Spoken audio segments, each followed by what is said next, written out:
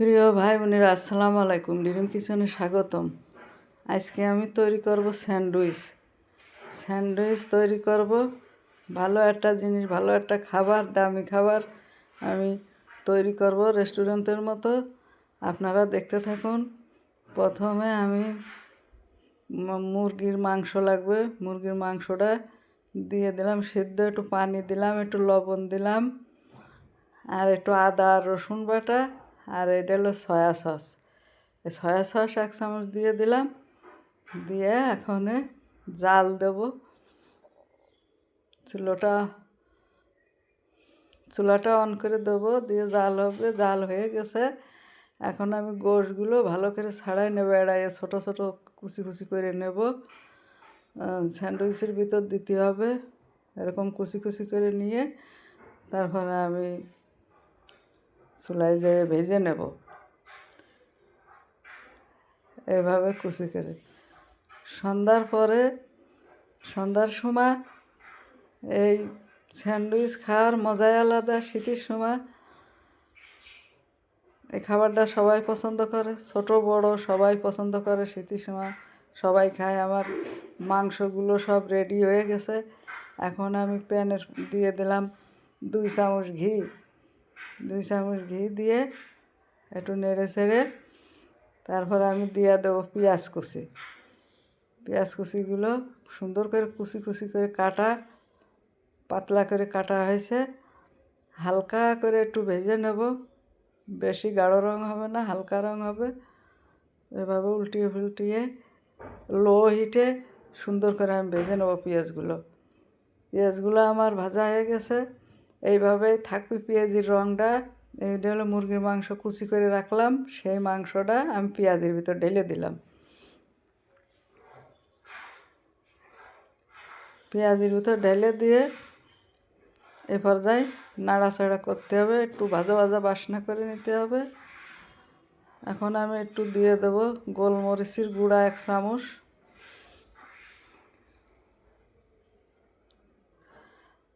গোলমরিচের গুঁড়া দিয়ে আর একটু নেড়ে ছেড়ে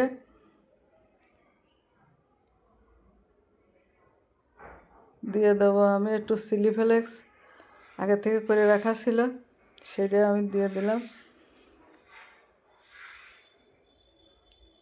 এখন আমি দিয়ে দেবো শুকনো ময়দা 1 চামচ, চা চামচের 1 চামচ শুকনো ময়দা দিয়ে দেবো ছিটিয়ে।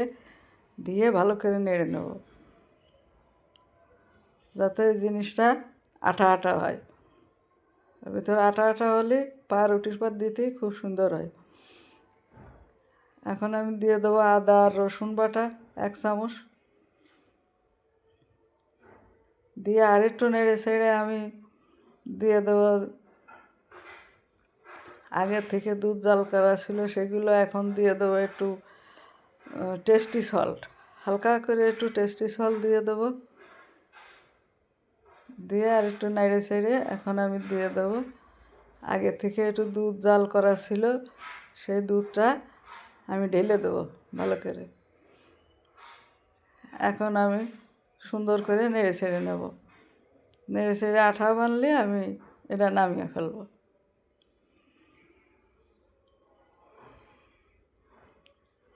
ভালো করে উল্টে পাল্টিয়ে নাড়তে হবে, যাতে তলে লেগে না যায়। তলে লেগে গেলে আবার এর রং কালো হয়ে যেতে পারে।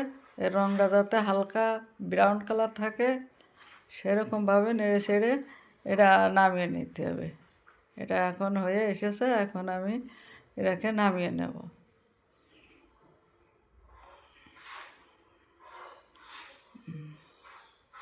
এখন আমি ওই যে গোশটা আর পেঁয়াজ দিয়ে ভেজে নিয়ে এলাম, ওর ভিতরে আমি এই গাজরগুলো গ্রেট করে রেখেছিলাম ভালো করে চিপিয়ে ওর ভিতরে দিয়ে দেবো, যাতে পানি পানি না হয়। ওর ভিতরে যে পানিটা আছে সেটা যাতে না হয়।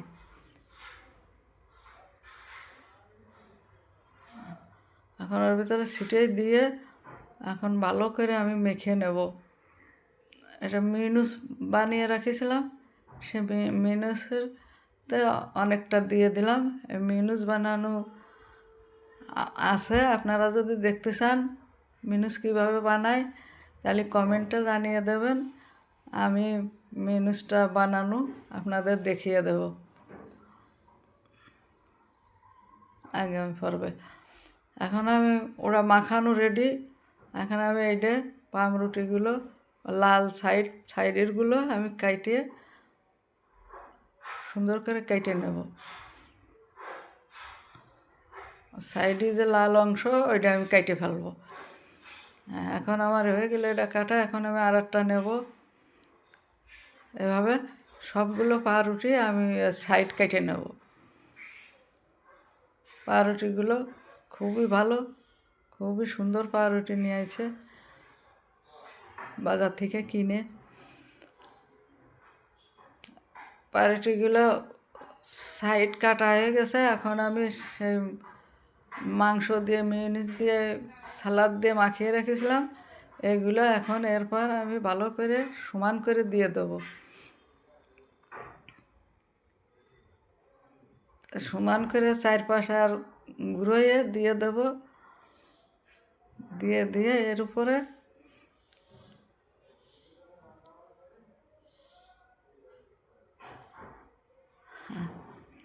সব কোনাকানি দিয়ে দেওয়া হয়ে গেছে। এখন আয়ের উপরে আমি আর একটা পাউরুটি দিয়ে আমি সেট করে দেবো সুন্দর করে।